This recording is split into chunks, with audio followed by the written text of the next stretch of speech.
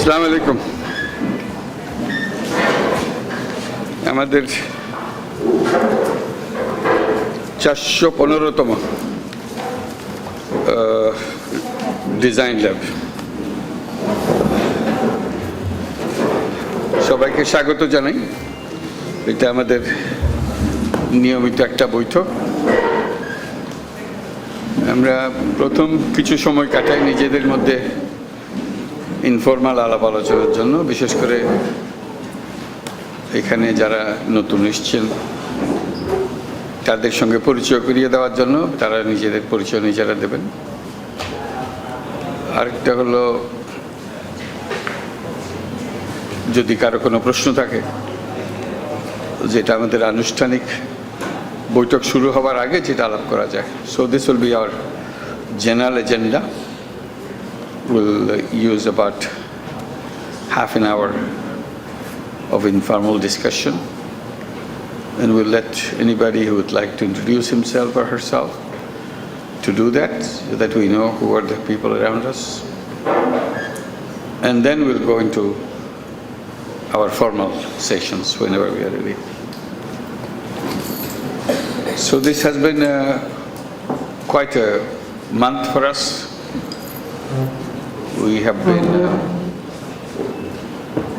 getting good responses from many countries.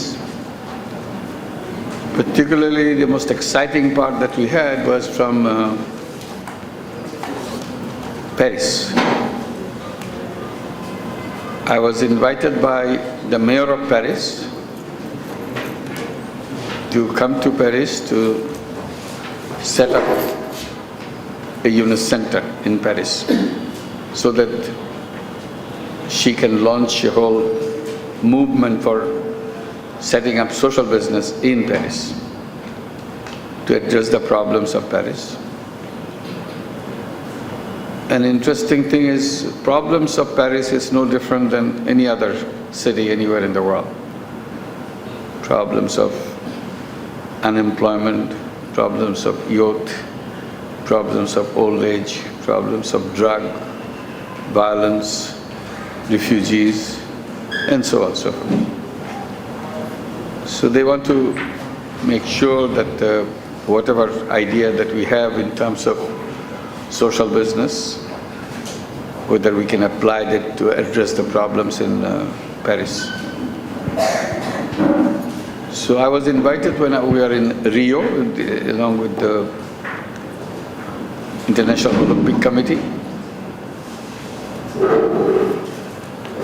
So she got very interested in what I have to say to the International Olympic Committee, and she invited me to dinner to discuss this, whether we can do it in Paris. So I agreed. And that's a follow-up was just recently when I was in Paris. She had a formal press conference. Before that, about a month back, I was there again, where she wanted to dedicate one building, La Canon. It's one old, beautiful building, historical building, to designate as a social business house, and invite me to set up UNIS Center in that house, and let this house be the kind of control room for the whole social business activities around the city. So that was very thoughtful of her and very generous of her to do that. And there was a press conference at that time explaining why we want to have this dedicated as social business house and what it means for future. This time, about how many days? About 2 weeks back, I guess, we signed an agreement in front of a press conference, a tripartite agreement. Mayor of city is one party, the city of mayor is one party, and another party is UNIS Center. The third party is the Olympic 2024 candidate city office. The candidate city office has been working to make sure Paris is chosen at the venue for the 2024 Olympic. There are 3 cities now. Other cities dropped out. 3 cities are still in the contest. One is Budapest, and there is Los Angeles, and one is Paris. So this candidate city Olympic 2024 is dedicated to make preparations so that they are chosen by the Olympic Committee as the venue, to convince them that they are more prepared than other cities and do that. In addition, the Olympic city, Paris, is trying to bring a social dimension to Olympic event itself.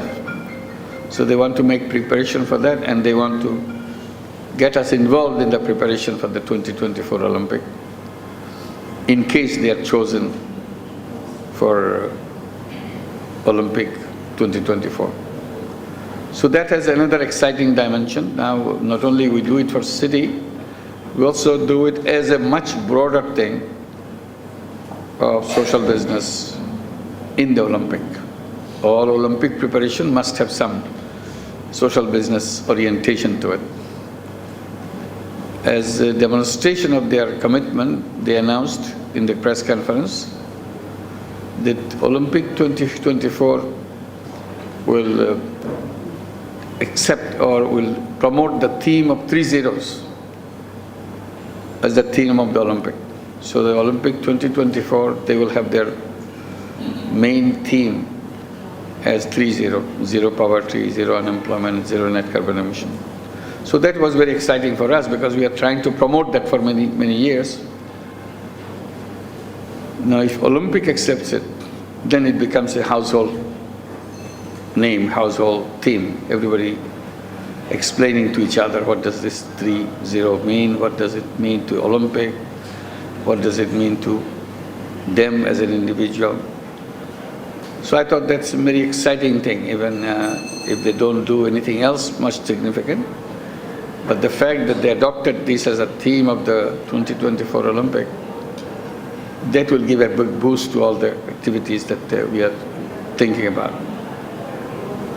So now we are organizing our offices and kind of coordinating with their city office and candidate city office and so on to how to make this a reality, because it needs a lot of preparation to start now so that we can get them going by the time Olympic 2024 comes.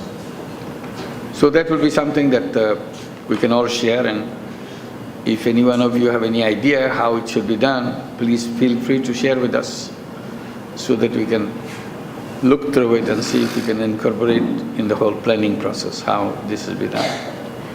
So that was very exciting thing to become involved in the city of Paris, that's one thing, and then to get involved in 2024 Olympic process, that's also something.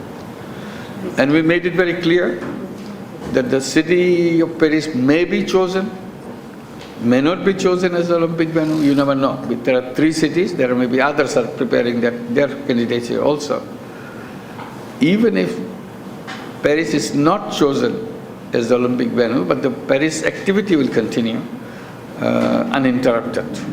Only Olympic part gets dropped out, but whatever city is going to do on its own will continue to do so. So it's not dependent on whether Paris is chosen for Olympic venue or not. So that's also very exciting and very reassuring prospect for us.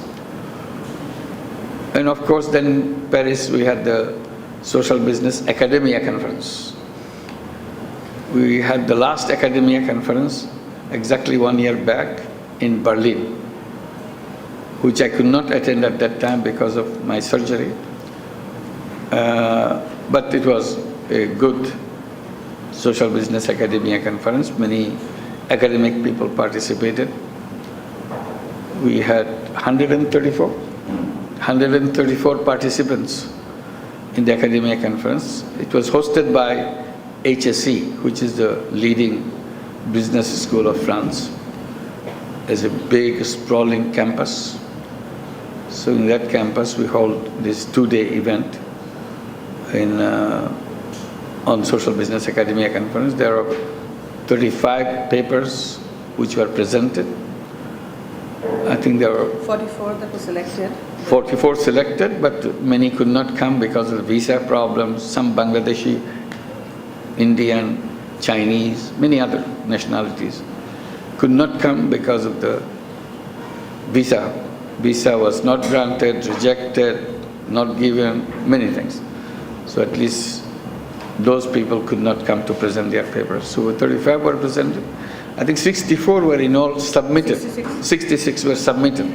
So with 66 papers submitted, which was pretty good, given It's the largest number. largest number so far.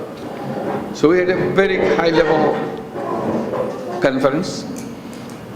People coming from at least 15 different countries, and very wide participation, starting from Japan, Australia, China, all the way to Europe, of course, and Azerbaijan, which is a new participant in the Social Business Academia Conference of United States, Brazil, Canada. And we signed some agreements to set up new social business centers, social business centers. There are, now you said 29? Today there will be some more, so this will, including today, we'll sign some agreements with several universities. At the end of the design lab, there will be 3 universities will be joining. One is from Nepal, 2 is from Bangladesh. So we'll be looking forward to doing that. So this is one, and we'll have 31. But the latest one that we signed in Paris was with Montreal, HSE Montreal, which is a leading business school in Canada. So that was a very significant addition to our Social Business Academia network. So there is growing, and you see the vibrant environment of that. Everybody was excited. They were desperately trying to put their words through.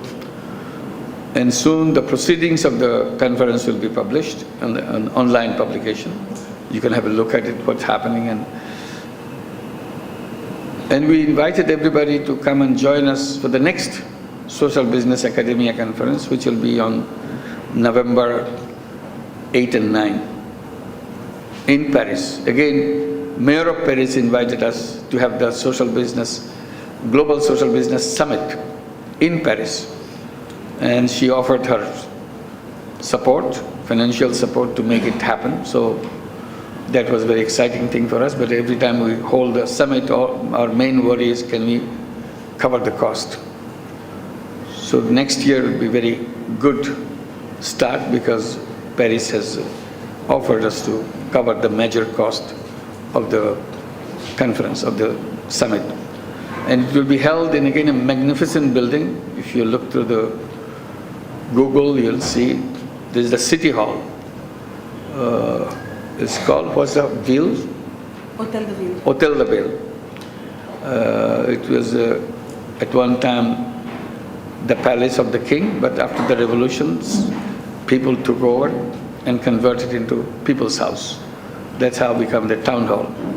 So still magnificent palatial arrangements, everything. It's a museum piece, but that's the office of the mayor. That's where all the civic events do take place. So we are invited to hold our global summit in that hall, and we are very happy to see that coming. And we visited the hall. It's a magnificent building. Being in the building itself is a great experience. Then we'll have our global summit in there. So here again, this is a good time to start making preparation, particularly for visa preparation. You never know how it happens. But every time visa is a big question mark. We don't know how to overcome that. And everywhere visa will be getting more and more difficult. So we'll see how this thing works out. The Social Business Academia Conference will take place in Paris, maybe in the town hall. We are allowed to do that in town hall. But we also want to explore other venues like the university campus. Since it's an academic conference, we thought we should try to hold it in one of the university campuses in Paris. HSC campus is a little far away from it. It takes more than an hour to get there. So we thought we'll hold the social business academia conference inside the city itself so that it's easy for people to commute. So this is on the side, and then we had many other conferences in Paris. Another significant thing happened on the way back in Bombay. We had a great launching ceremony of a new type of social business initiative. It's called Action Tank. It's called Indian Corporate Action Tank. This is basically a platform for corporate bodies in India to get together to design social business and start social business alongside their conventional business.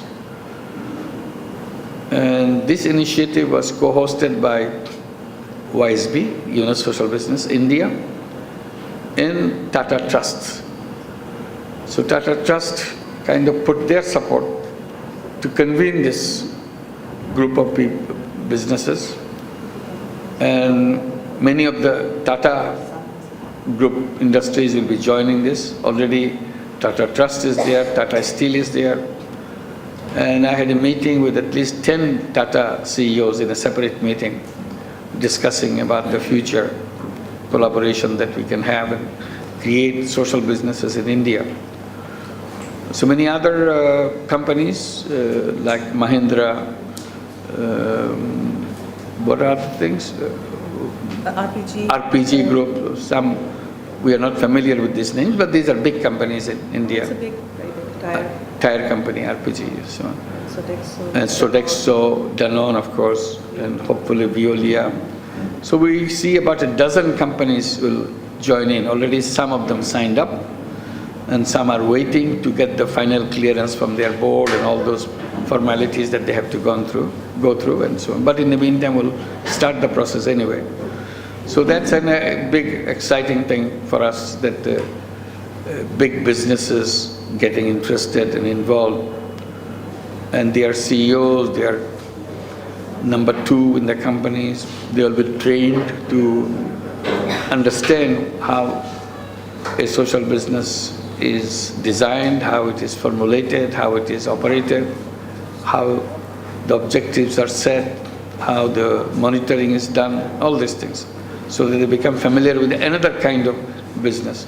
Although they are experts in the conventional business, but they need to have the separate orientation for this business. So this is what we are looking forward to. And we also launched a fund, a social business fund. A social business fund is one of the things which is very difficult to come about, because people have to put up money upfront into a pot where others can come and submit their proposals to get the approval done and the investment done. So this one is our old friend who started their microcredit program back in 1999, Binata Reddy. She single-handedly started this microcredit program in a tiny way, supported from Grameen Trust. Professor Latifi has gone there many times. That little baby has grown into a giant bank now. It's a microcredit bank. They got the banking license. It's known Grameen Kuta. So Grameen Kuta is a big bank now. They just launched it. And she wanted to create a social business fund. Out of her family foundation, she put 15 crore rupees into the fund. And that was the launching. And the launching, we had Finance Minister of Maharashtra and Planning Minister of Maharashtra, both were present. And many other CEOs of various companies, microfinance operators in many different places, MFIs, They were present in that ceremony, in that magnificent hotel, Taj Hotel.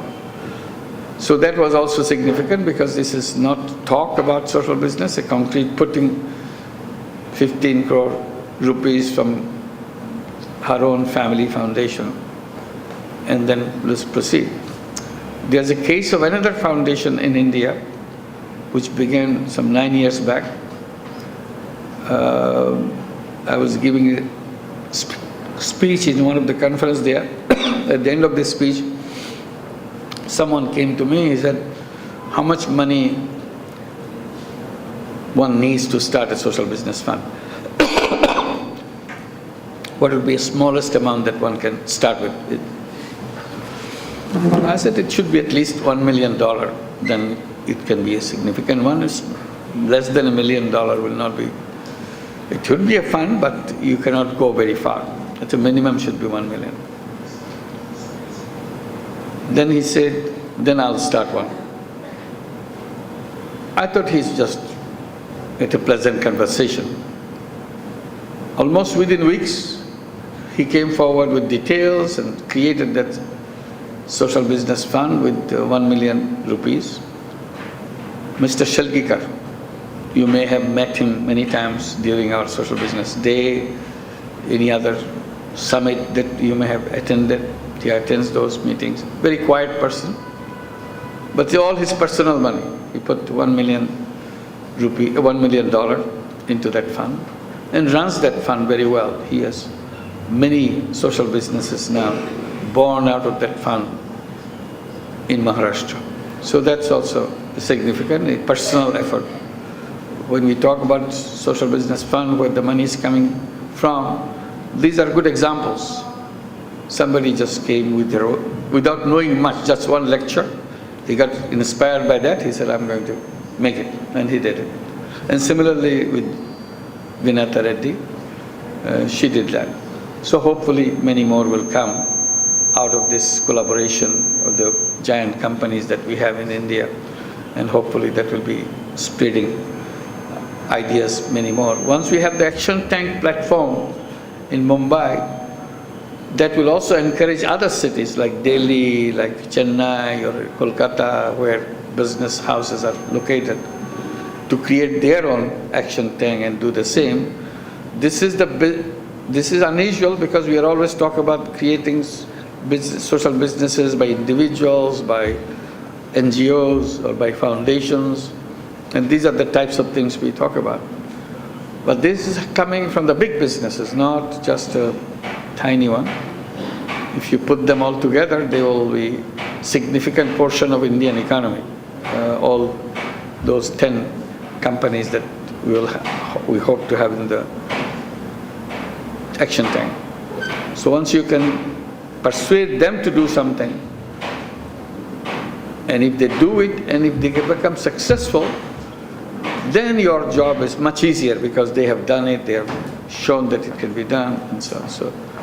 And all this happens because what we do here, because our experience becomes the most important thing. When I was talking to CEOs of Tata, there are about 10 CEOs in that meeting. All the discussions were about what we do here. So they want to understand how everything runs, how it is operated. Particularly they were interested in our Novinudukta program because unemployment is a big issue everywhere, including in India, including in Mumbai. So they want to know how this process is done. So this would be a great opportunity for us to interact and see how this thing will happen. And some of them will come and visit us soon to experience what it is. Because they may be running global companies, but they have no idea how this thing happens. So what we do in this meeting look very small amount of money, insignificant, but the social and economic significance wise, it's one of the top. So the CEO of a big Tata company has to come here to find out how this is done, and they want to learn. Another one I mentioned, forgot to mention the name, Tata company financing, Oba, the one we met in the morning, the CEO, the financing small? Avanti. Avanti, yeah, that's it. So they will be coming very soon, CEO of Avanti, because they are very fascinated by the Novinudukta project. They want to study very seriously, see if they can start this as soon as possible. So this is the kind of thing that hopefully will make sense to them. And Tata Company is not just a large Indian company, it's a large global company. Anywhere you go in the world, even you go in the street, Tata trucks all the time, Tata Power, Tata this, Tata... This one, each one is a mega company. It's with global outreach. It's not a tiny small piece to do that. Manju, you wanted to say something? No, okay. No, I see, all right. So this is a kind of experience that we had in the just last 1 month. So it's a very exciting thing. I thought I should brief you on what's going on and to let you know the significance of the work that you do. You kind of lay the foundation of something which will hopefully grow bigger and spread in many places. I think I should give some time to introduce yourself, people who have coming for this occasion, particularly the universities who are here. Nepal, you just came in probably? Yes. Can you introduce yourself? King's College, Nepal. We welcome King's College to our Good meeting. morning. Good morning. It's my privilege and great honor to be here and to have met Professor Yunus, whom I have always been a very, very great fan of, and I had the honor to see you in Kathmandu and there. So it's a great pleasure and honor. So my name is Narottam Aryal. I'm from King's College, Kathmandu, Nepal, and we are a business school, very young business school. It's been only 5 years that we have started. We run like MBA and BBA courses, like with a special focus on social entrepreneurship. And we had the privilege of hosting the first international conference on social entrepreneurship last June, and we had a very, very overwhelming response. Like we had some 500 like paid participants. Like it was two-day conference. We had of course tried to have you there, but like when we contacted you, so of course very, very busy. So I'm really looking forward to working together, and we believe that we can transform the socioeconomic challenges that South Asia and the whole world is facing through social entrepreneurship. So I'm really glad to be here once again, and thank you so much for this opportunity. And I look forward to working together to sort of promote social entrepreneurship, especially in Nepal. Thank you so much. Thank you very much. Let's give a big applause for King's College. And you're welcome. And you have your colleagues with you? Yeah. Yeah, can you all stand up, those who are coming here? Okay, thank you. You're welcome. Thank you. Thank you very much. Thanks a lot. And someone stood from the behind. Can you introduce yourself? Yeah, go ahead. Get the microphone. Yeah. Good morning, everyone. Good morning. I'm Japanese. Namaskar. I really appreciate today's occasional invitation. As a Japanese working, a worker. No, I'm not a worker actually. Our activities is one of the microcredit. Name is Buddha Bank, and concentration. Sorry, I'm a little bit nervous because suddenly. Okay. I really appreciate such very famous person, Mr. Yuno's invitation. Your name is very, very famous in our country.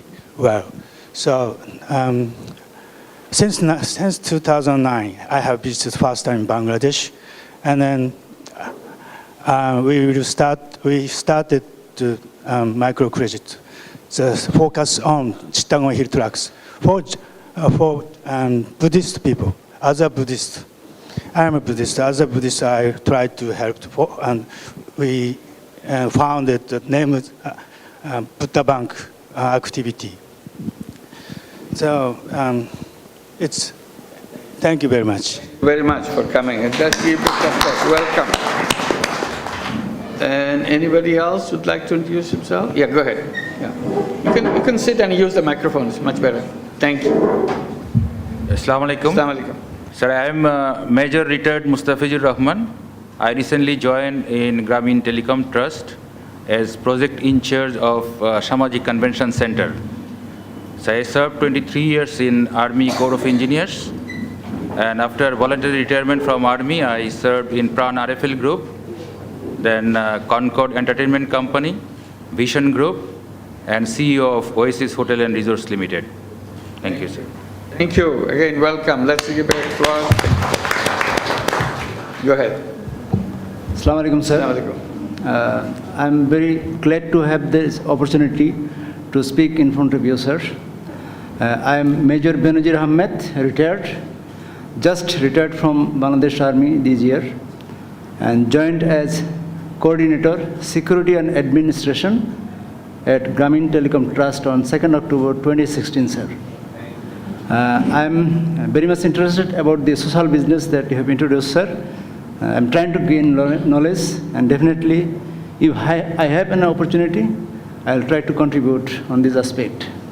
Sir, again, I want to say that I'm a student of French language, so I'm trying to learn the language, so I can also have this opportunity to contribute in the forthcoming social business that you are going to launch at Paris, sir.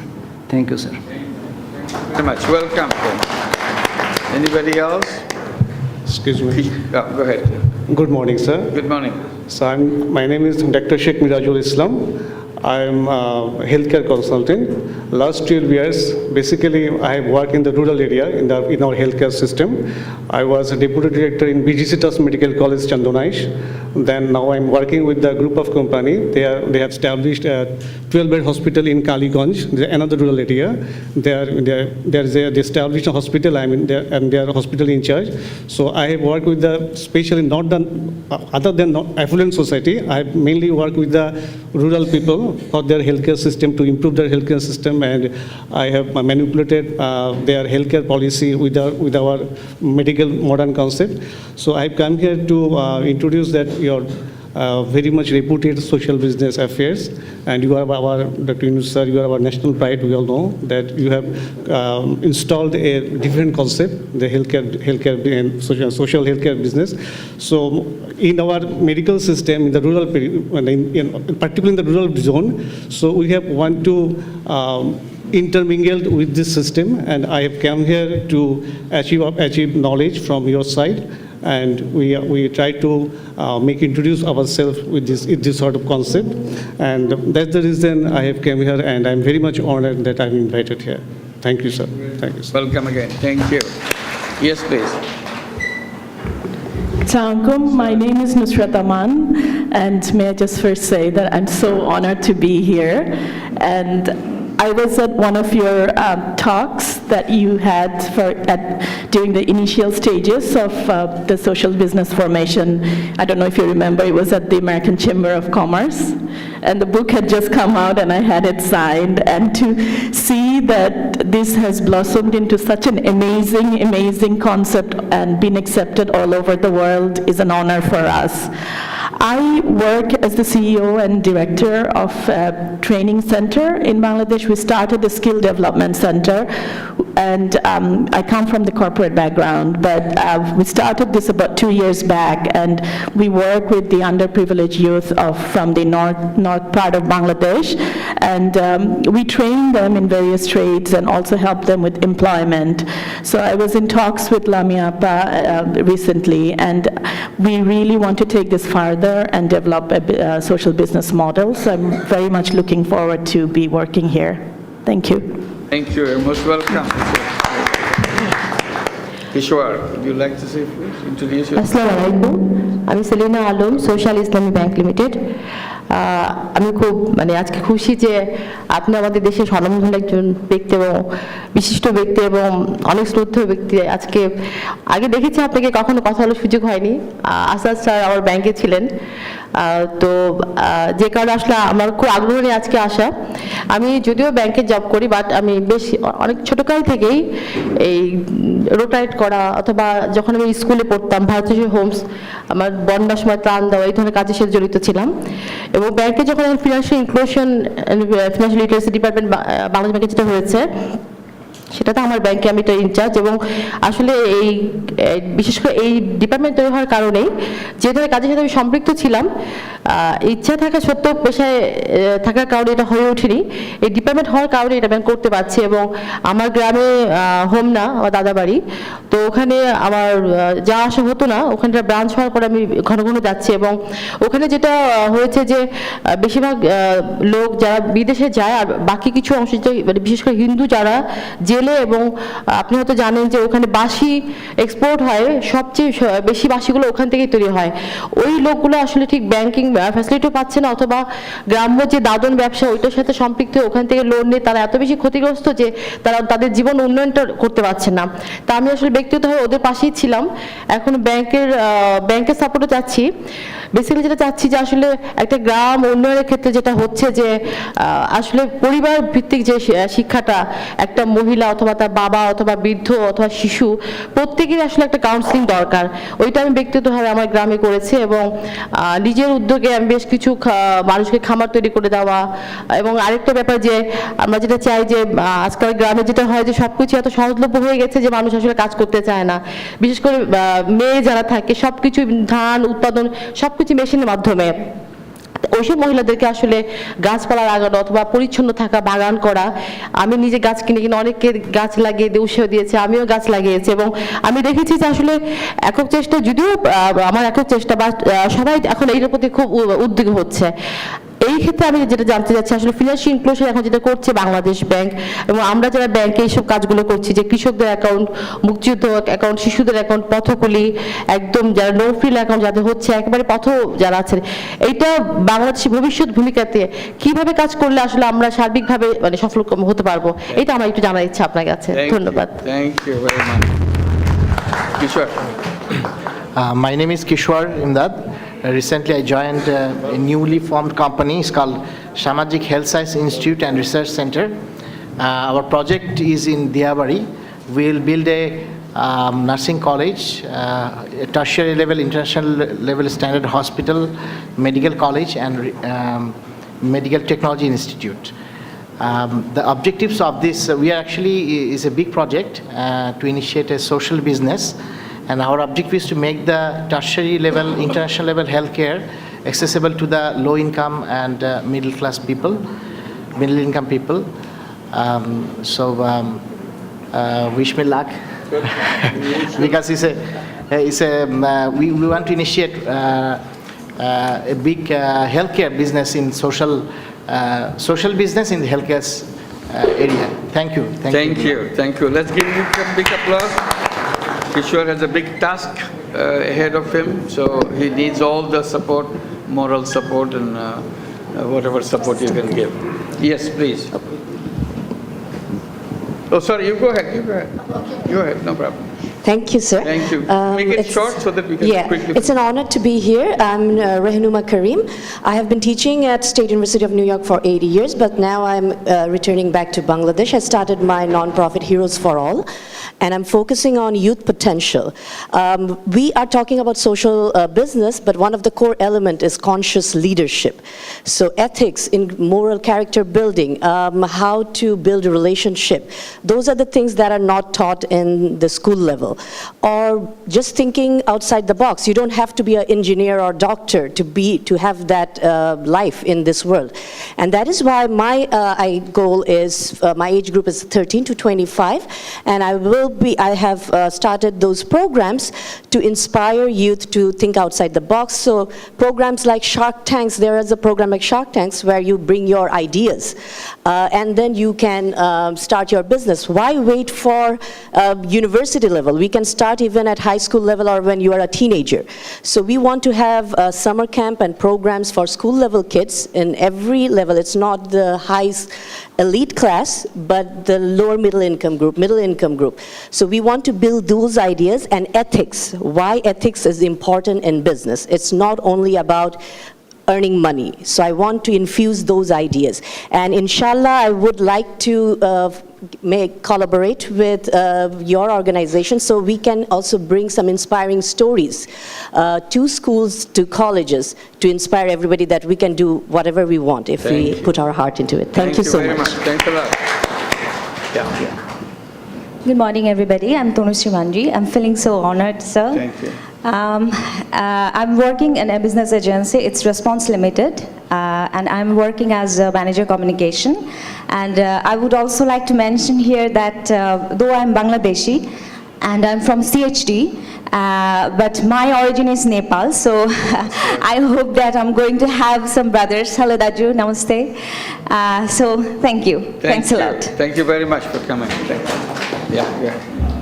I want to say something, please. Assalamu alaikum. Very short, because we are running out. Yeah. I have started a small group of enterprises recently, just trade license, live group of enterprise, and there I have trade license for 6 enterprises. I am a new entrepreneur actually.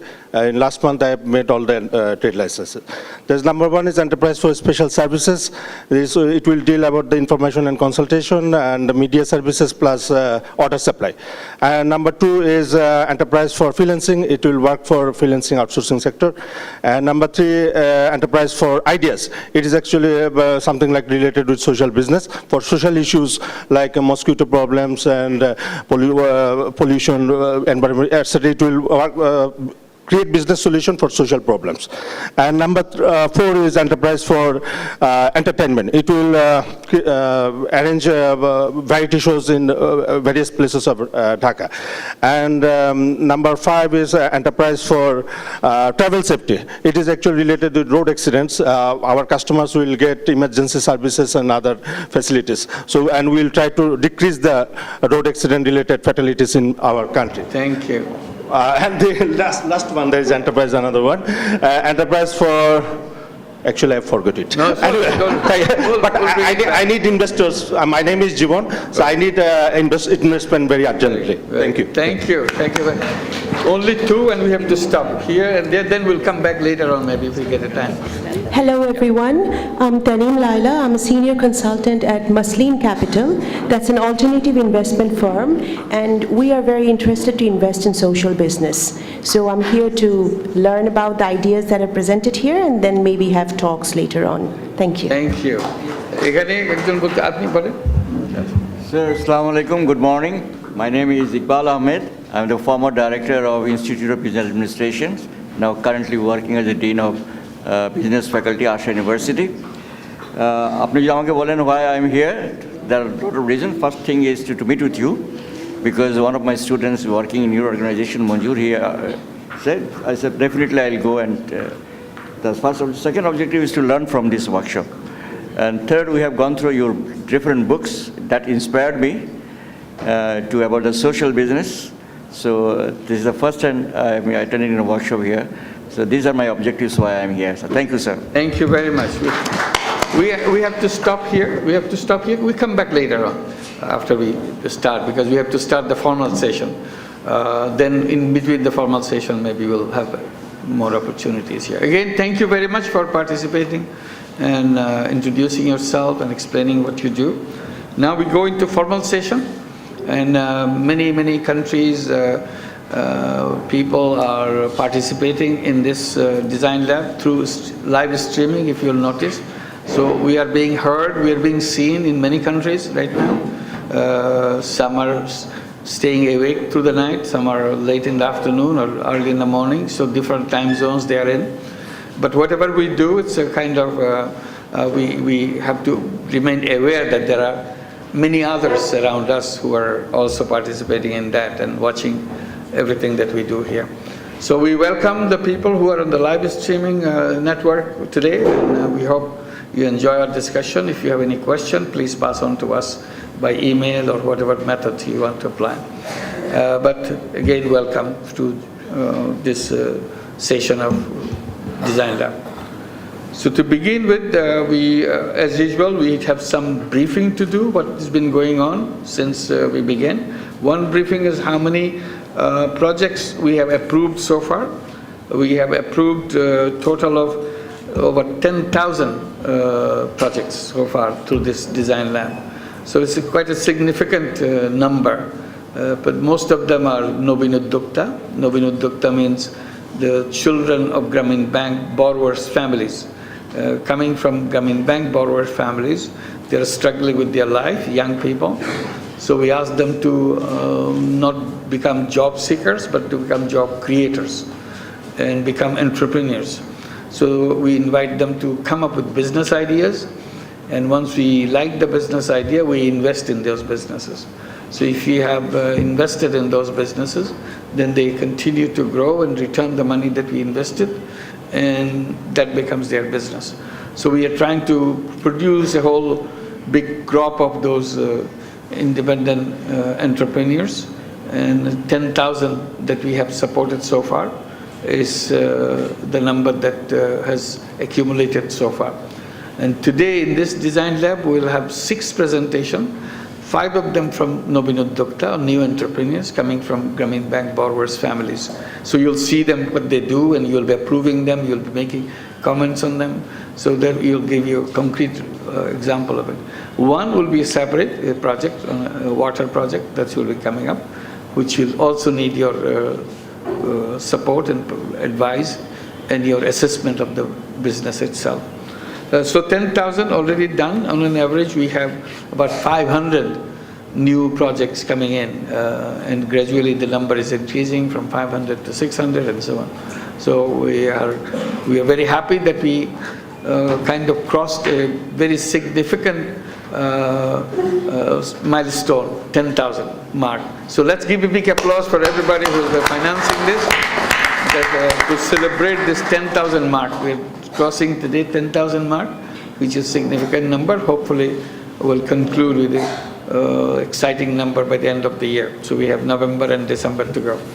And then we invite Parveen Mahmood, Managing Director of Grameen Telecom Trust, who is sitting here, to kind of brief us on what's going on with the funding through the Grameen Telecom Trust. There are 4 funders here within the family.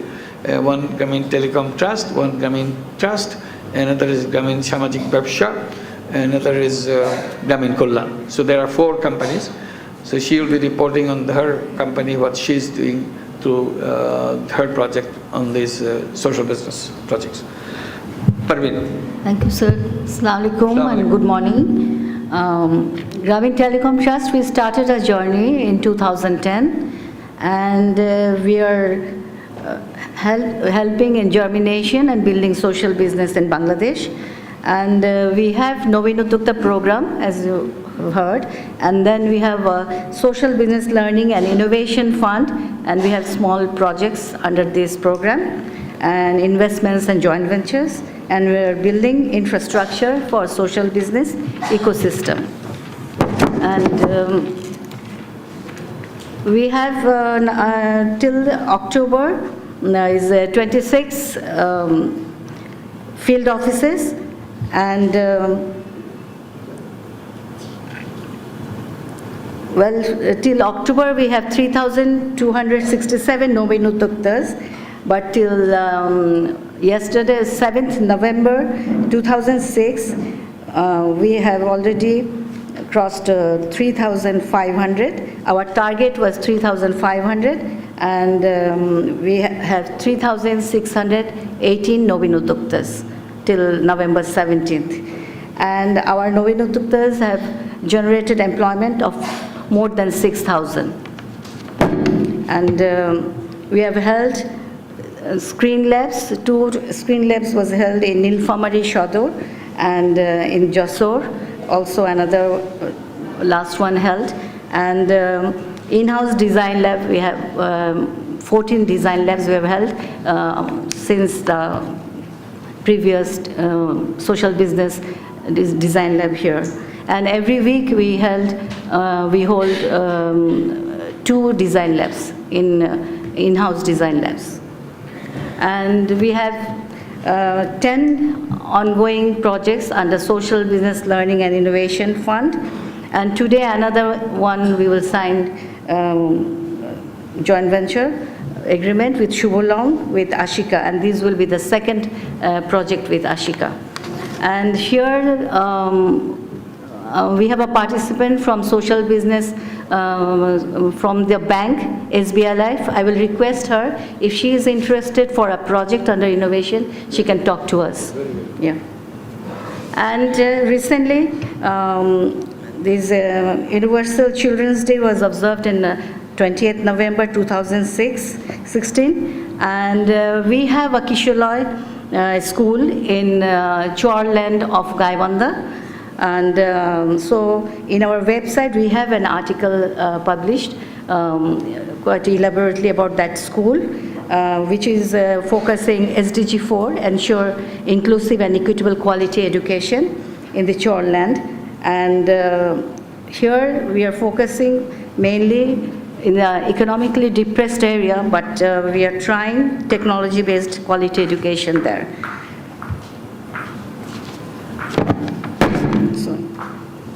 And through our projects and our interventions, we are touching lives of 40,000 lives. And Grameen Telecom Trust, go to the next slide. Grameen Telecom Trust has Grameen Poshra. Go to the next slide. Grameen Poshra. And Grameen Poshra facilitates market linkage for our Nobin Udyokta products and our innovation projects product. And recently, Grameen Poshra, we have participated in the International Weavers Festival, which is held for the first time in Dhaka in Bangladesh. So it was on November 17th to 19th. And today we have our products outside. During our breakout session, you can have a look and can buy also our products.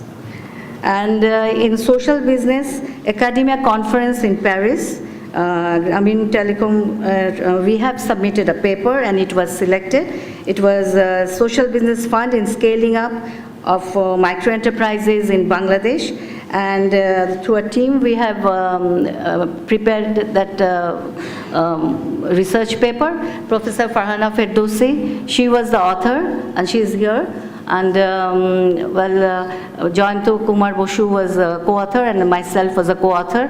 And the technical was fully done by Farhana Ferdowsi, and I presented the paper there. And we have a video presentation today.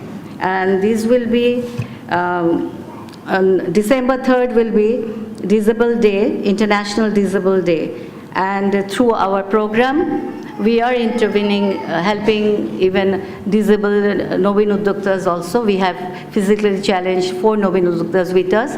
So with 3 of them, we have prepared a video presentation. You can have a look. Thank you. Ekটু ভিডিওটা দেখান. Now the video. Well, just I want to mention that in our Nobin Udyokta programs, there is no word as disability or Down syndrome. And on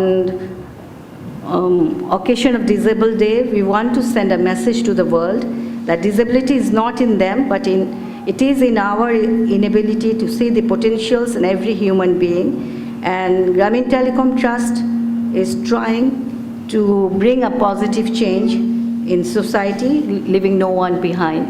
And we want to give this message through this video.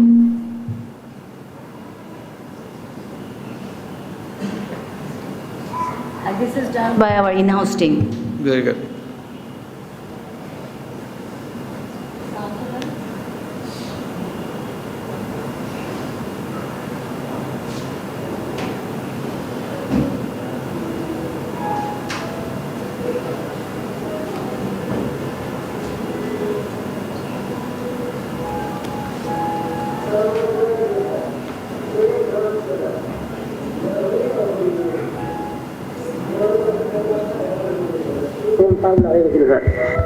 এই যে পুকুরে এখনো জায়গা আছে sir, সবগুলা জায়গা আছে, নদীটা হবে না। তখন আমি নিজে চিন্তা ভাবনা করলাম যে কী করা যায়, একটা তো কিছু করতে হয়, চলাফেরা তো করতে হবে। গ্রামীণ টেলিকম আছে স্যার, ওই ইয়া করলাম স্যার, যোগাযোগ করলাম।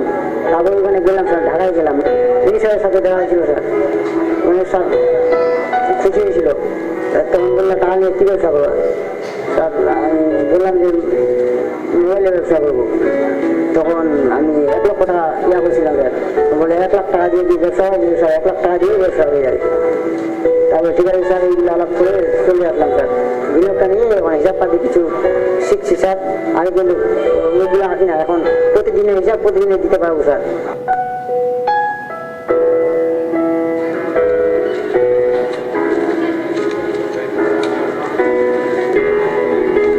মোহাম্মদ শিপন আমার নাম। আমার আম্মা গ্রামীণ ব্যাংকের সদস্য ছিল, আমি গ্রামীণ ট্রাস্টের সদস্য। আর আমার এটা একটা অ্যাক্সিডেন্ট, এটা হঠাৎ করে ছোটবেলায় অ্যাক্সিডেন্ট হয়েছিল, রিক্সা চালাতে লেগে চলে গেছিল, একটা বেলা পেয়েছি।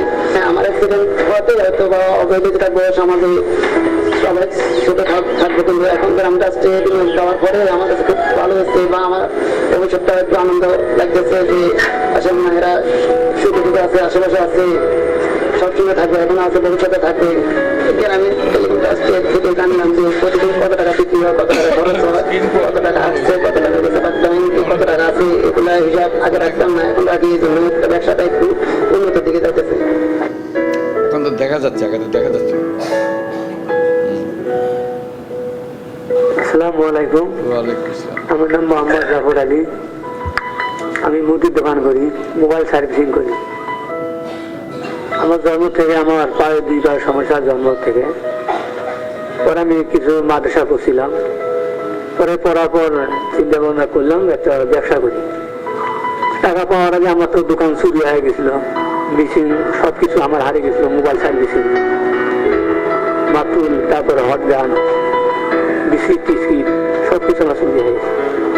পরে এই টাকার পাওয়ার পর দোকানটা একটু মেরামত করলাম, কিছু মাল তুললাম, থেকে আমি কিছু টাকা পাচ্ছি, পায়ের ব্যবসা করতেছি, উন্নতি করতেছি, একটা চাউল কিনছি, আরো ভবিষ্যতে আমি গরু কিনবো, পুষবো, আরো আমি বড় ব্যবসায়ী হতে চাই।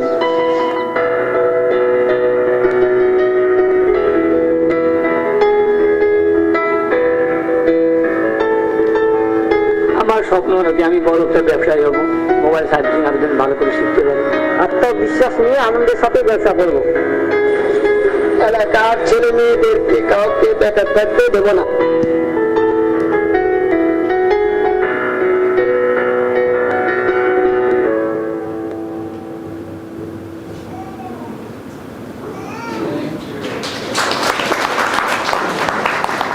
Thank you for your presentation. We had, as I said, over 3,000 entrepreneurs supported with investment. That will add up to about 70 crore taka. That's about the kind of money that is already invested in them. The value of the projects will be, of course, much bigger than that. But the actual investment by the funds here would be amounting to about 70 crore taka. Now we go to the second presentation, which will be done by Asaduzzaman, Managing Director of Grameen Healthcare Services, who will tell us about their healthcare service programs. Asad. Good morning. Assalamu alaikum. Welcome to Grameen Healthcare Services Limited. It's a social business enterprise. Next, about Grameen Healthcare Services, GSS, established in the year 2006 under Bangladesh Company Act 1994 by Nobel laureate Professor Muhammad Yunus. GSS is a notable member of Grameen family, pioneering the concept of social business. 3 Grameen companies, Grameen Telecom Trust, Grameen Kalyan, that is well-being, and Grameen Shakti Energy is the shareholder of Grameen Healthcare Services. Vision of Grameen Healthcare Services is to ensure quality healthcare services at affordable cost and at the doorsteps of rural Bangladeshis. GSS is working for addressing blindness through eye care hospitals located at Bogura, established in the year 2007, at Borishal, established in the year 2009, and at Thagurga, established in the year 2013. Planning to undertake the 4th hospital at Satkhira is underway. We are also providing management support to Grameen Canadian College of Nursing. It's a joint venture with Glasgow Canadian University of UK, and establishing other SB like Violet Water France. It's a joint venture with Violet Water India Africa. We have invested 1 crore 50 lakh taka in that project.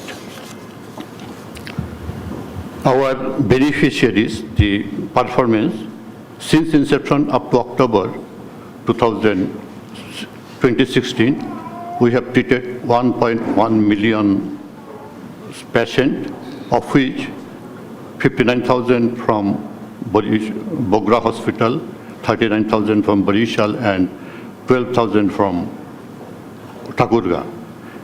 Total surgery performed is 54,000, out of which 43,000 is cataract surgery, 27,000 Bogura, 12,000 Barishal, and 4,000 Thakurga. Other surgery 6,000 from Barishal, 4,000 Bogura 6,000, Barishal 4,000, and Thakurga 1,000. Total surgery performed 33,000 from Barishal and 5,000 from Thakurga. Service to poor and ultra poor. GSS is a social business enterprise, and we are providing services to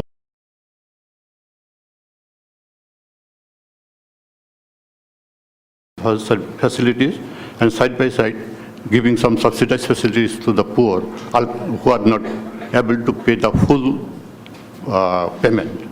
In total, 31% of total surgery is free and subsidized. 18% is free and subsidized 13%. Thakurga has the highest free and subsidized, 43%. Achievement, we have through GSS, 287 job is created, out of which 254 is skilled and unskilled 33%. Women empowerment, 71% of the employees of GSS is female, and we think it is one of the best working places for the rural girls. Creation of economic activities. Our hospitals are in the semi-urban areas. While we are establishing any hospitals, some shops and market is developing in that place, and some economic activities is creating, and in that way they are also creating some employment facilities, working facilities. Impact. Next. Impact, social impact, solving blindness, a burden of the society turned into a resource, financial impact, a blind become productive and can contribute to mainstream of the national economy, and national impact is contribute to the solve unemployment problem and also ensuring quality services at affordable and low cost. Break-even analysis. Our first hospital, the flagship hospital, GSS, Grameen GCI Hospital, Borugura, achieved its break-even in the 14th month, when 12 months, the second hospital, Barishal, achieved it within 12 months, and the third hospital, it is achieved in the 41 month. Next. Looking forward, we have a future plan to establish 10 eye hospitals in around Bangladesh. Introduction of super specialty, that is glaucoma, retina, pediatric, ophthalmology, and cornea in our existing hospitals. Establishment of vision center, consultation center, and eye clinic to ensure service at the doorsteps of the rural poor. We will first start some vision centers. With the success of these vision centers, we'll upgrade it into consultation center, and with the upgradation of the consultation center, we may turn it into a eye clinic because establishment of a tertiary level eye hospital is very expensive through this cost. Through the cost of one eye hospital, we can establish at least 10 or 15 eye clinic or consultation center, vision center. Establishment of mother and child care hospital and establishment of training center for health professionals, doctor, nurse and MLOPs, mid-level ophthalmic persons, and establishment of ophthalmic backward linkage industries like frame, lens, surgical consumable, etc. Thank you. Thank you. Thank you very much. So we have this presentation part. This last one was from Grameen Healthcare Services. They have eye care hospitals, as they saw the beautiful buildings there and activities going on, and also the nursing college and all the other facilities that they're building it up. Thank you for the presentation. Now we move to the presentation of actual business plans. We start with Putul Kutushilpo, which will be presented by Putul Rani.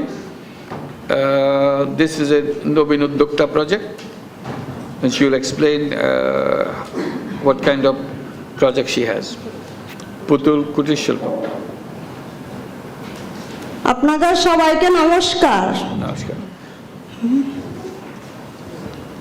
আমি পুতুল রানী, আমার বাবার নাম হরিদাস, আমার মায়ের নাম উজ্জ্বলা রানী, আমার গ্রাম দুর্গাপুর মজুমদারকান্দি উপজেলা মতলব উত্তর জেলা Chandpur.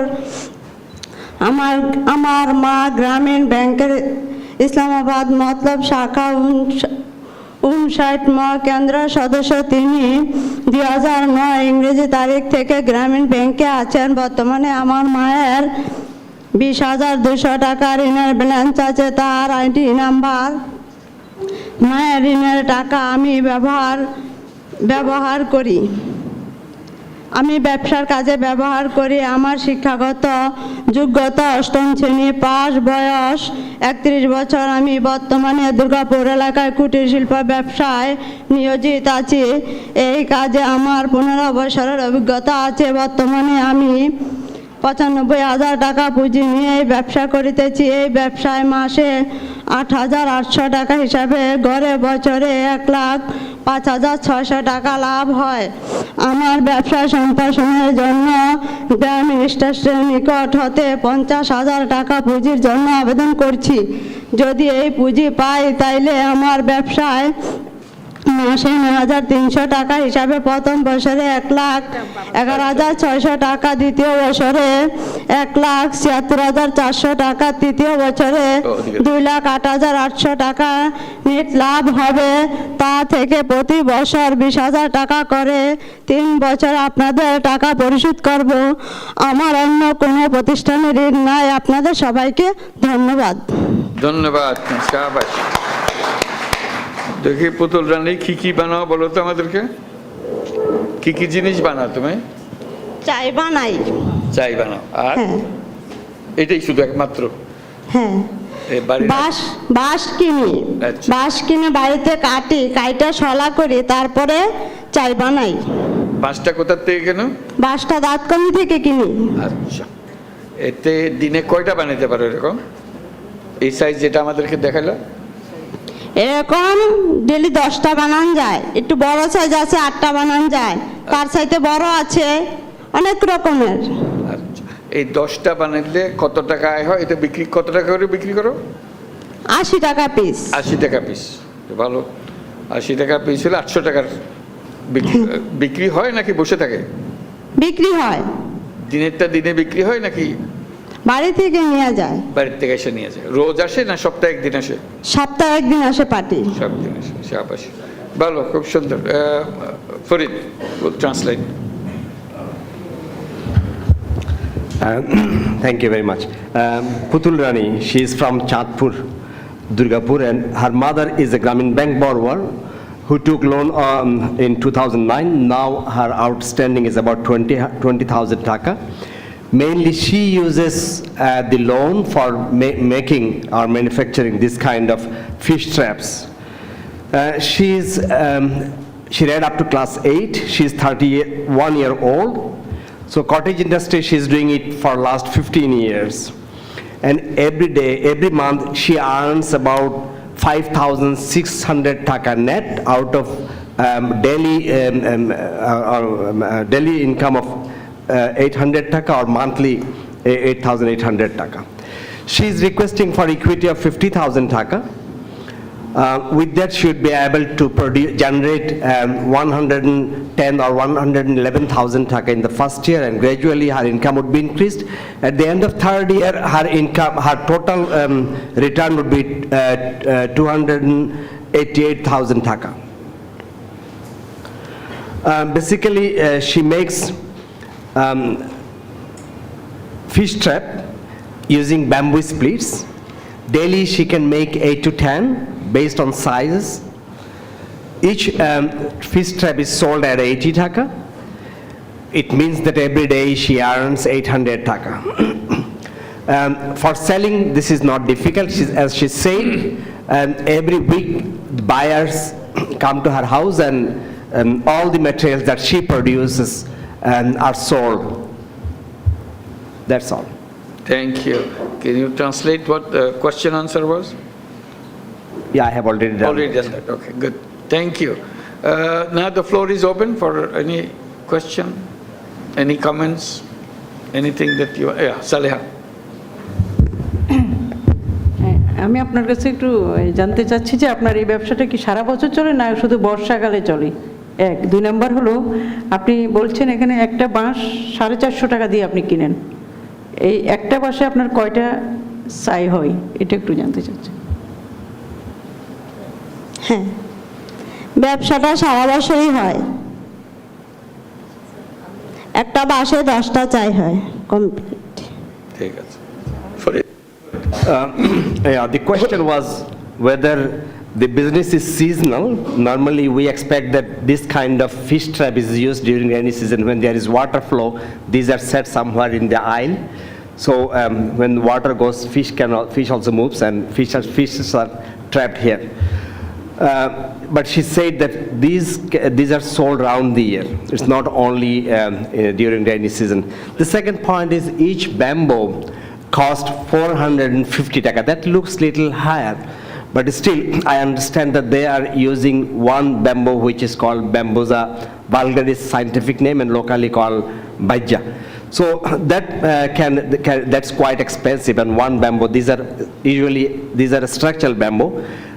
Each bamboo cost 450 taka, and with 450 taka she can make 10 fish traps.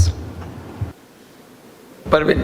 আচ্ছা, আপনাকে কি আমরা ডিজাইন দিলে এটার কাছাকাছি ডিজাইনেরই একটু ওটাকে আপনি করে দিতে পারবেন না, মানে আমরা যদি অর্ডার দিই? জি পারবো। আচ্ছা ঠিক আছে, থ্যাংক ইউ। শুধু এটা না, অন্যরকম করে বানাতে বলে সেটাও করতে পারবেন?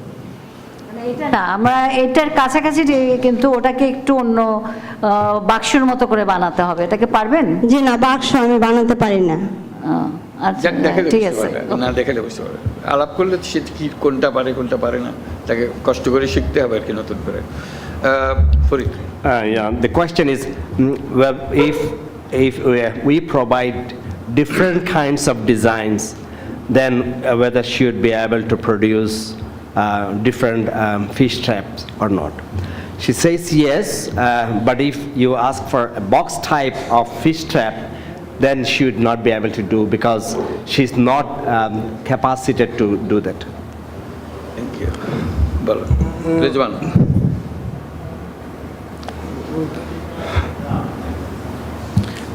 যেটা যে বাঁশের ইয়ের মতো যেটা, এটা দিয়ে পুনা মাছ মারা হয় কিনা? যদি সেটা পুনা মাছ মারা হয় তাহলে এটা পরিবেশের জন্য বা মৎস্য সম্পদের জন্য ক্ষতি হতে পারে, যেটা প্রজেক্টের ইয়ের সঙ্গে সঙ্গতিপূর্ণ হবে না। সেক্ষেত্রে ওনার কি বক্তব্য আছে এ বিষয়ে, সেটাই জানতে চাই। এটা কি ধরনের মাছ ধরে মানুষ? এই চিংড়ি মাছ, গোলসা মাছ, বাইলা মাছ। এই বাচ্চা মাছ ধরে না তো, একদম পোনা মাছ ধরে। আমি একটু জানি এই মাছগুলো আসলে ভেতরে যখন ছোট থাকে আটকে যায়, তারপর ওখানে ভেতরে খাবার দিয়ে মাছটা ওখানেই বড় হয়, একটা নির্দিষ্ট টাইমের পর মাছগুলো বের করে। জি না, তাই করে না? না খাবার দেওয়া হয়। এটাতে যে খাবার চায়ে দেওয়া বড় করে বলে যে চায়ে বড় এটা হচ্ছে শুধু মাছ ওইটা ধরাই কি? হয় এটা জি না। এটা শুধু ধরার যন্ত্র, না, ধরার যন্ত্র, পালনের যন্ত্র না। বাড়ি আমি একটু ব্যাখ্যা দেই, সেটা হলো যে এটাকে চাই বলতেছে এক এক জায়গায় এক এক নামে বলে, এটা শুধু ট্র্যাপ, মাছ ধরার জন্য, বের হবে না। আর আপনি যেটা বলছেন ওটা কেস কালচার, ওটা কেজের মধ্যে করে দেয়। না এটা ওইগুলো একটু বড় হয়, আমি দেখে আসছি নদীতে। ওটা কেস কালচার, নদীতে করে, যেখানে স্রোত আছে সেখানে মাছটা বড় হতে পারে। হ্যাঁ, এটা না, এটা হলো জমির আইলের মধ্যে একটুখানি ছিদ্র করে ওটা ফিট করে দেওয়া, যাতে ওদিক দিয়ে যখন মাছ পাস হয় ওগুলো এইরকমই দেখতে, একটু বড় সাইজ। এটা বড় করে, ও বললো তো বিভিন্ন ধরনের করে। হ্যাঁ হ্যাঁ। আর একটা হলো পারবিটা মাছ, যেটা বলছেন উনি না বুঝে বলে দিয়েছেন যে আমি বক্স করি না, বাক্স বানাইতে বলে নাই, কিন্তু এইটাকে একটু চারকোনা করে, ওটা স্যাম্পল দিলে আপনি পারবেন। Farid, you will sort it out. There's very interesting discussion. What fish are trapped? The concern was if they catch, if in this fish trap, if fish fries or small fishes that has the potential to be larger over time, if those are trapped and killed, these might not be environmentally friendly. That was the concern. She replied that no, usually that's not the purpose of this trap. Normally shrimp or prawn, then catfish, or you can say those surface water, open water fish, those are usually trapped, not the carp that has potential to grow larger. Thank you. Bolo. Thank you. আমি একটু আপনার কাছে জিজ্ঞেস করতে চাচ্ছিলাম যে আপনি কি একাই এই কাজটা করেন, না কেউ আপনাকে হেল্প করে, সাহায্য করে কেউ? না, পয়রাদ আছে। জি, পয়রাদ আছে, পয়রাদ পরিবার আছে। তো আরো কেউ যদি আপনার সাথে করে তাহলে দিনে 10টার জায়গায় কি আপনি আরো বেশি বানাতে পারবেন? হ্যাঁ। আচ্ছা, আর আরেকটা জিনিস, যে এইটাকে যদি আমরা একটা ওই যে টেবিলের উপরে লাইট জ্বালায় যে বাতি, ওরকম কি ব্যবস্থা আছে? ওটা যদি করা যায় তাহলে, যদি বেশি করেন তাহলে হয়তো আপনার বিক্রি আর একটু বেশি হবে। বুঝে নিয়েছি, ঠিক আছে। Yes, very good suggestion. The question was, দিলে বানাইতে পারবো। the question was whether she does it just by herself or she's assisted by her family. As she said that yes, she's assisted by her family. And if family participates in manufacturing or producing this kind of trap, she can produce more than 10. The other point is just using simple technique, she can make it make some this light table lamp that could be sold at a very higher price instead of just fish trap. That would require some kind of training, and I think she would be interested if she can get some good return from the investment. So it just needs retooling of the whole thing. It's all question of design, and try to do that, yeah. Good. Any more? If not, last question. আমি জানতে চাচ্ছি, ওনার কি এই যে প্রোডাক্টটা উনি করে, এটা কি আর কেউ করে, না আর শুধু উনি একাই ওই এলাকায়? এটা আর কেউ বানায় আপনার এলাকাতে? হ্যাঁ করে। কত পরিবারে আছে এটা? আমরা করে, আমার কাকাই করে, জ্যাঠাই করে। মানে পুরো গ্রামের? হ্যাঁ। তাতে বিক্রির অসুবিধা হয় যে এত তৈরি হয় যে বিক্রি হয় না এরকম? জি না, চাহিদা অনেক। হ্যাঁ। The question was whether there are competitions for manufacturing this kind of fish traps. She says that yes, her entire family, her relatives, they are also producing this kind of fish traps. And it doesn't affect market, rather it encourages market to come, because buyer would know that there are lots of production. So I understand that what she said is that those are all sold, and there is no problem. Thank you. Let's give a big applause for Putul Rani. Great job. ধন্যবাদ। ধন্যবাদ, আপনাকেও ধন্যবাদ। Thank you. This is a wonderful thing. It's a skill that traditionally passed on from one generation to the next generation, producing very useful product for the country. This is a long drawn tradition. We have rivers, we have fish, so we have to go make devices to catch the fish. This is one such device, and I'm sure there are many other devices like that. But we wish her luck. You'll have a chance to talk to her more intensively in the group discussion. She will be alone and you will be dedicated to discussion on the only one project when the time comes. Next one is a non-Novinoddukta project, meaning this is not a Novinoddukta, it's an entrepreneur. It's a YC water sprint project, which will be presented by Sajib.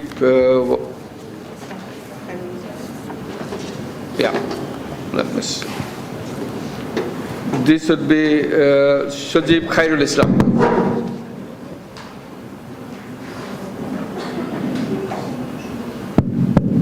All right, thank you so much, sir. Good morning, everyone. My name is Shazib and I'm the founder of Social Business Youth Alliance.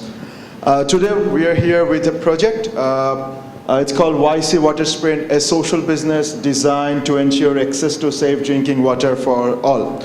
So the lack of safe and clean drinking water is a crisis worldwide. In Bangladesh today there are like 40 million people who are suffering due to this.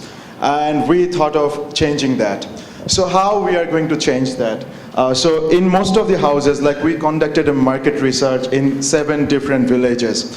So they use a handmade filtration system which absolutely does nothing to arsenic contaminated water, and they think that it works. So we are changing it through utilizing UV LED technology from Water Sprint AB from Sweden, and we'll be providing a 10-liter or 20-liter jar at their doorsteps. So who we are? We are a group of young people who are passionate about social business, and we spread the message of social business and we incubate social businesses. So we exist in 7 different nations and 31 campuses and different cities. So I'm very proud to represent my team here. So our mission is actually to provide safe drinking water, and we will be following 3 simple steps to change that. First one is we'll be setting up water sprint micro production centers. So this is the first one of 10. And second one is we need to find an entrepreneur, train him on running our machines and then do the business. And the next one is we also need to educate the community, like our target market, our bullseye customers who will be actually paying for it.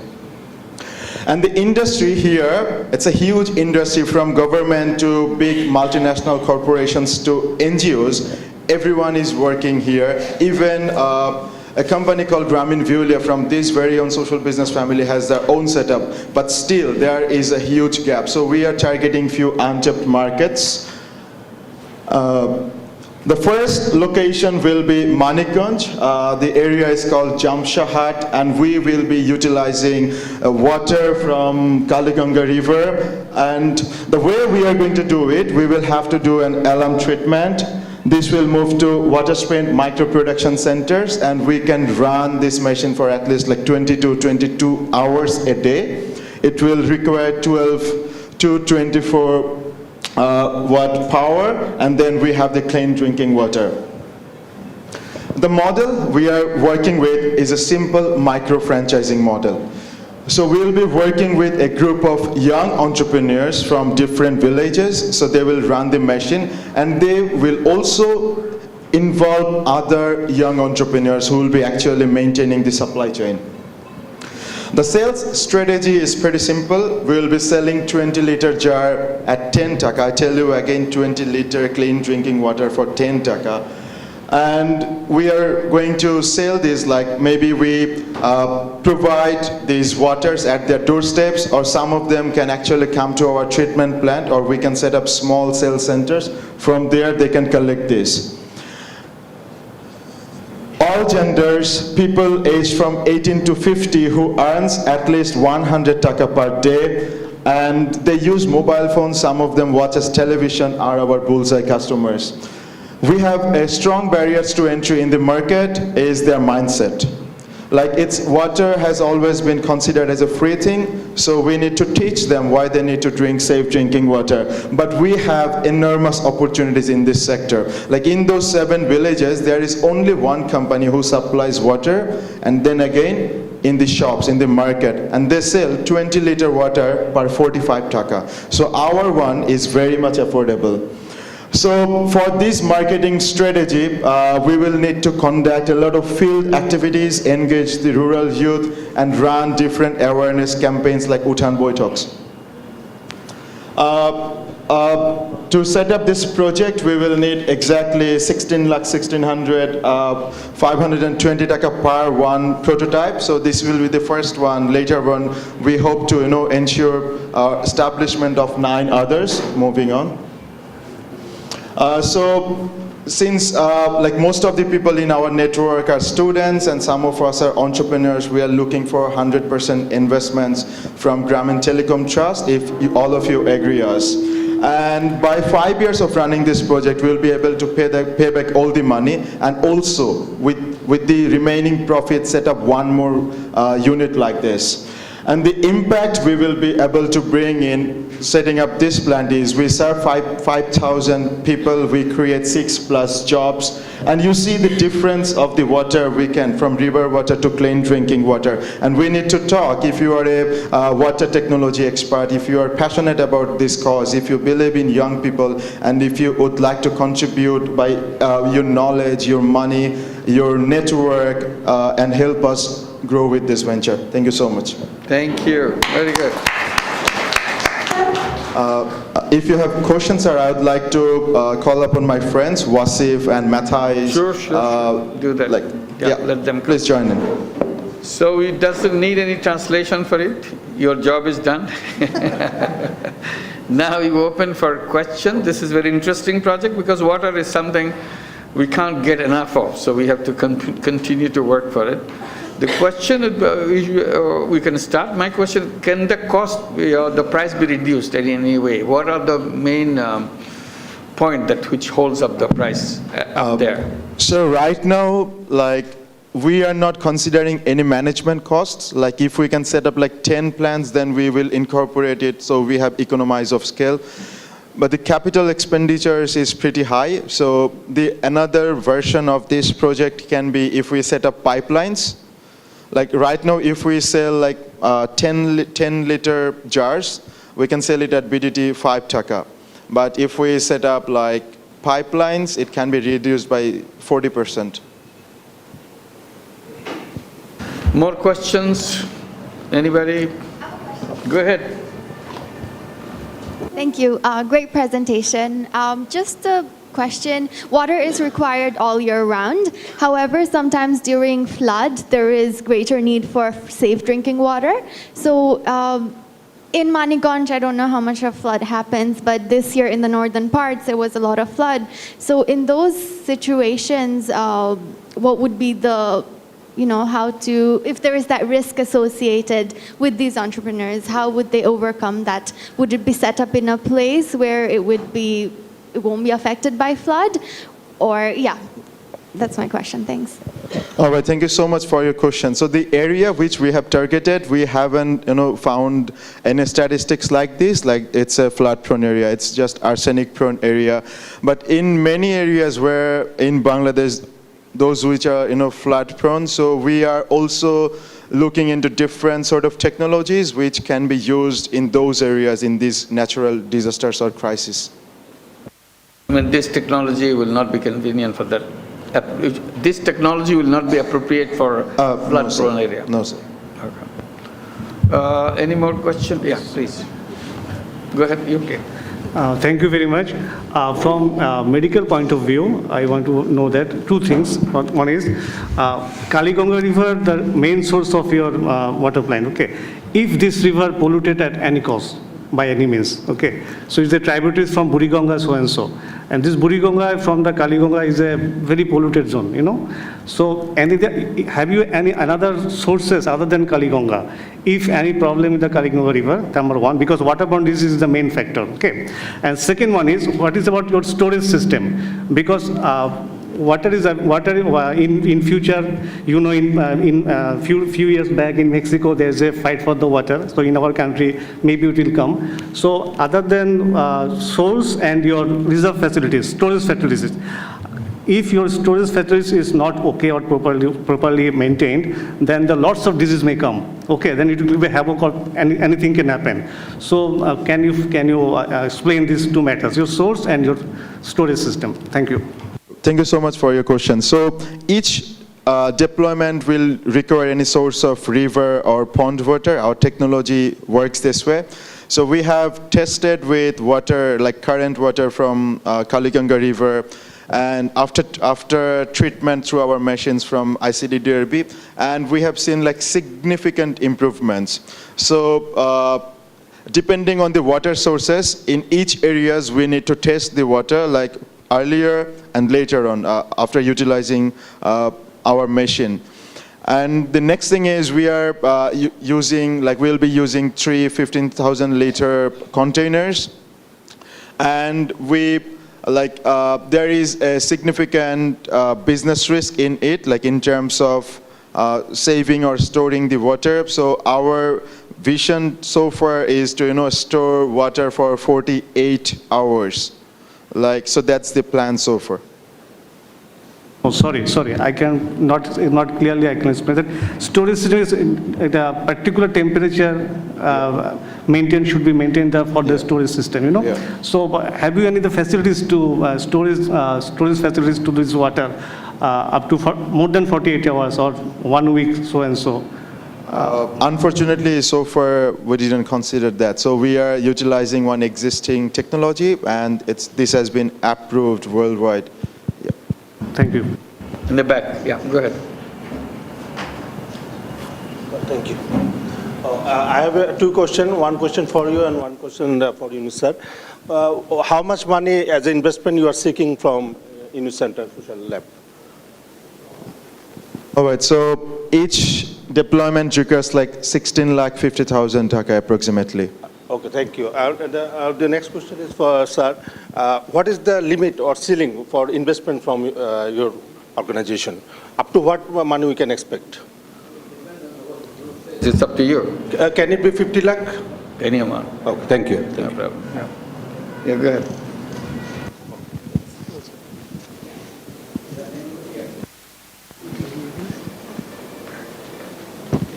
আমার question হচ্ছে বাংলাদেশে পানি সমস্যা সবচেয়ে বেশি হচ্ছে সাতক্ষীরা, শ্যামনগর বা সুন্দরবনের উপকূলীয় অঞ্চলটায়।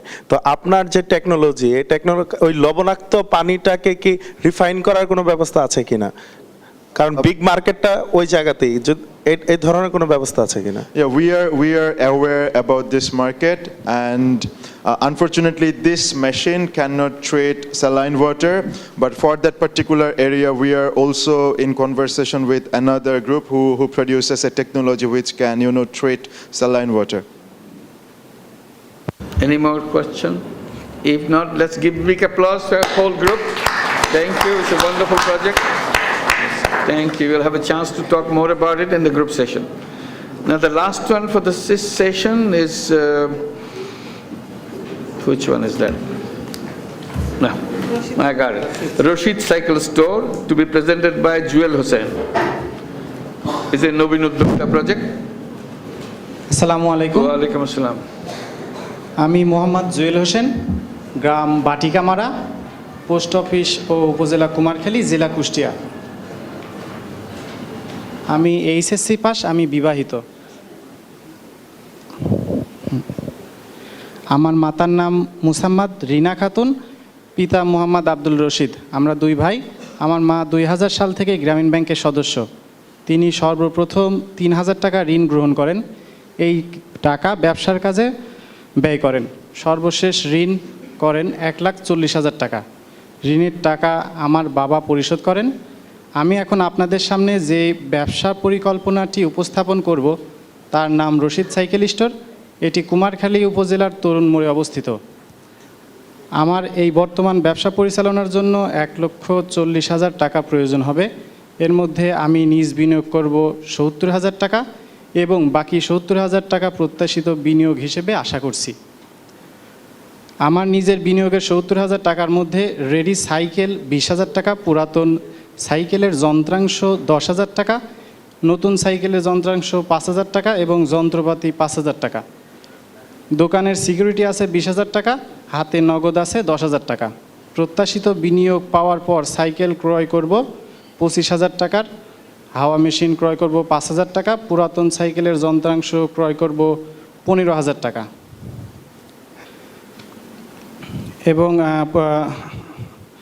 এবং সাইকেলের নতুন যন্ত্রাংশ ক্রয় করব 20,000 টাকা, 5,000 টাকার ফার্নিচার তৈরি করব। এরপরে আমি একটি আর্থিক বিবরণী উপস্থাপনা করছি যা বছরে 2,88,000 টাকা বিক্রয় হবে বলে আশা করছি। সকল খরচগুলো বাদ দেওয়ার পর আমার বছরের নিট মুনাফা দাঁড়াবে এক বছরে 91,800 টাকা। এভাবে দ্বিতীয় বছরে নিট মুনাফা দাঁড়াবে 1,27,260 টাকা। এরপরে আপনারা একটি নগদ প্রবাহ বিবরণী দেখতে পাচ্ছেন, যেখানে একম দ্বিতীয় বছরের বাইরে বিনিয়োগকারীর টাকা সম্পূর্ণ পরিশোধ করার পরে আমার কাছে থাকবে 2,15,060 টাকা।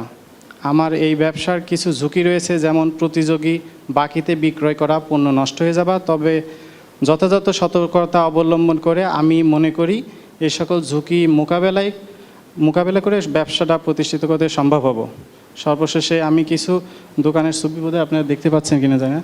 সবাইকে ধন্যবাদ। আসসালামু আলাইকুম। Thank you. Now the floor is open for question. No, sorry, Farid has to explain what was going on. Okay, thank you.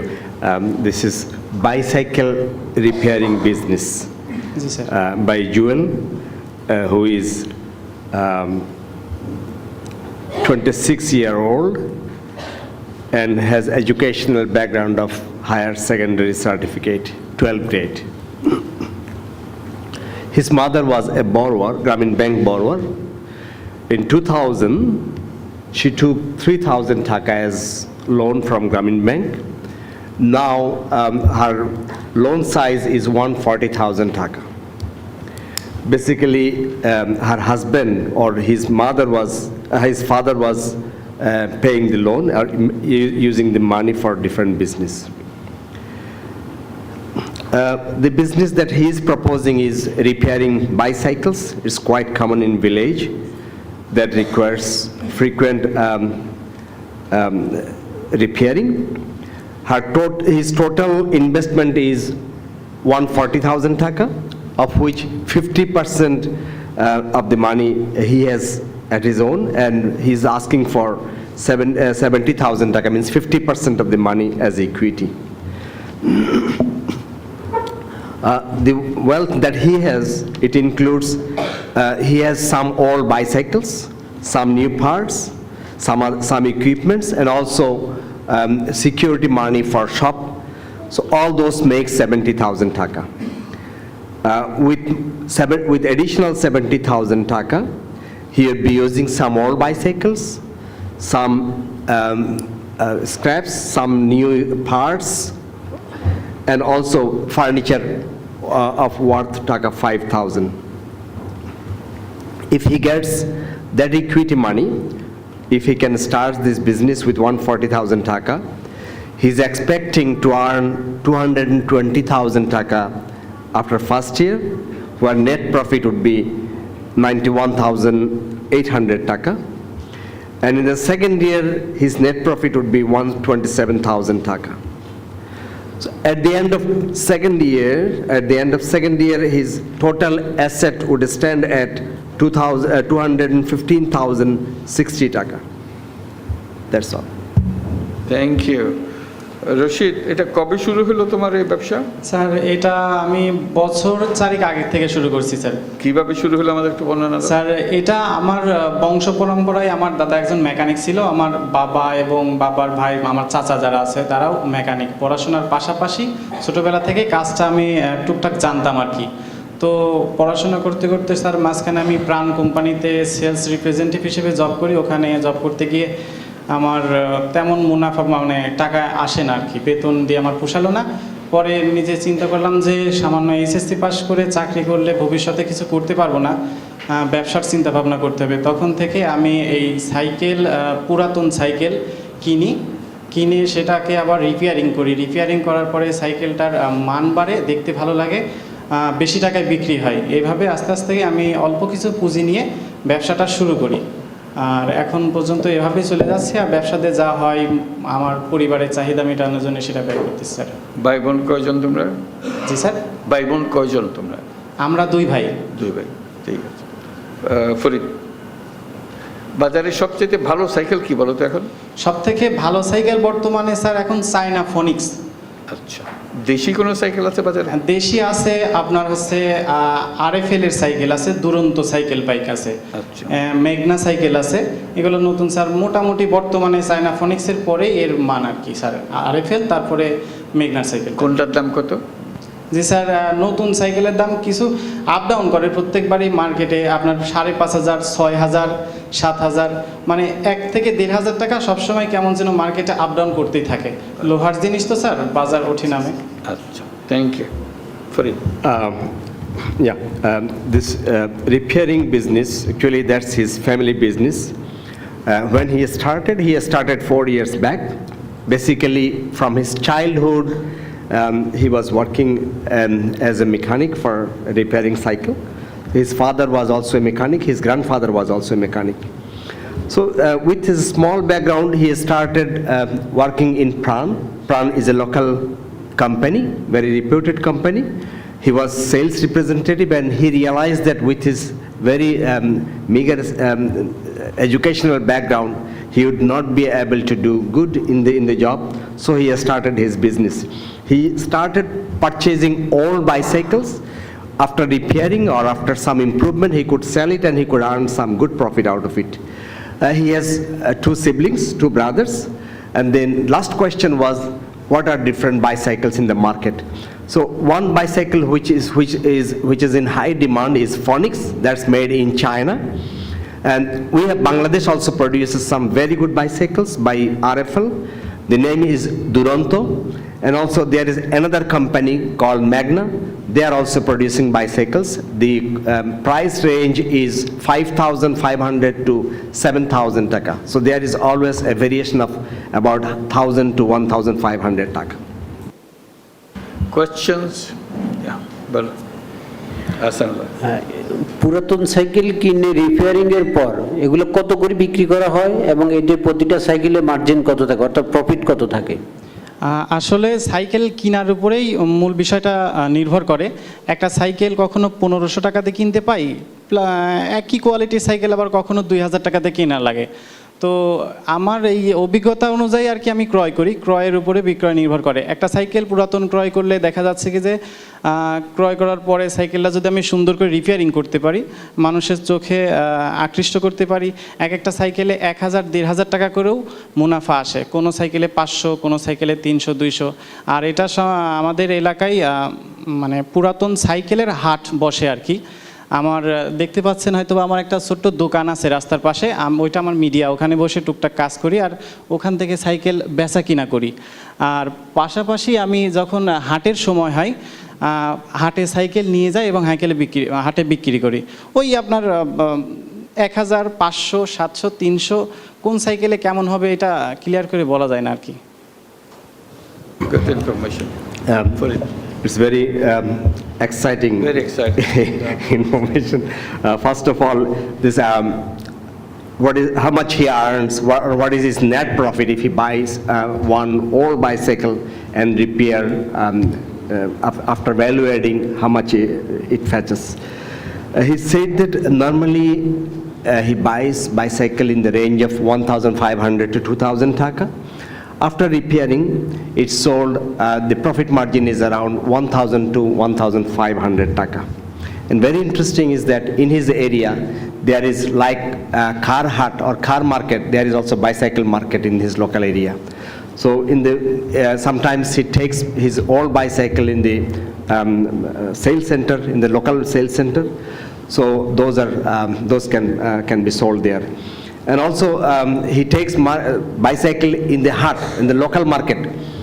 There also he sells his old bicycles. Any more questions? Yes, in the back.